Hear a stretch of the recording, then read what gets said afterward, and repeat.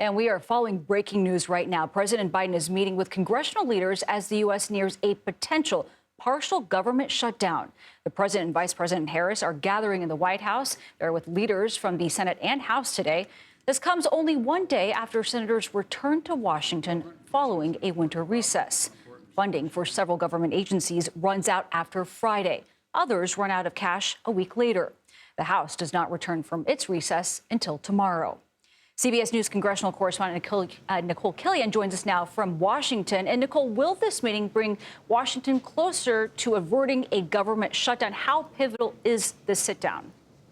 Well, I think all leaders involved have expressed a desire to avoid a government shutdown. We heard from Speaker Johnson right before this meeting telling reporters that he wants to avoid a shutdown. We have heard a similar message and appeal both from leaders Chuck Schumer and Leader McConnell. And that was once again reiterated by President Biden today, who says he thinks that he believes Congress can come to a solution on this, and that at the end of the day, it is their responsibility to fund the government. So that is the hope. The big question is the how. How do they plan to do this? Are they going to just do another temporary Band-Aid where they kind of kick the proverbial can down the road and extend government funding for a short period of time? Can they get these larger appropriations bills done, which is why these March 1st and this March 8th deadline were set in the first place to fund the government on a longer-term basis, or is a funding lapse possible? So those are kind of some of the options that lay before the leaders now. We still have yet to see any legislative text,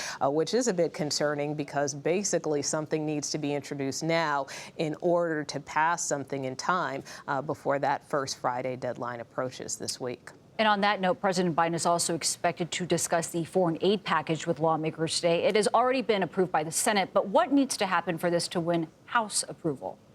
Well, the Speaker needs to put it on the floor, and that is what many lawmakers are asking him to do, particularly Democrats. They would like to move this package forward, but the Speaker so far has been non-committal to doing that. Of course, part of the reason this package advanced to begin with in the Senate is initially there was a border provision attached to it because Republicans had argued, look, before we fund any type of country overseas, we need to deal with home first, and we need to secure the border. So that happened. There was a bipartisan border provision attached to this foreign aid supplemental, but Republicans rejected that and stripped it out. And so now the Speaker is continuing to argue that the border needs to be addressed first, and that's part of the reason that he hasn't committed to putting this package on the floor. Furthermore, there are members of his own party who are opposed to additional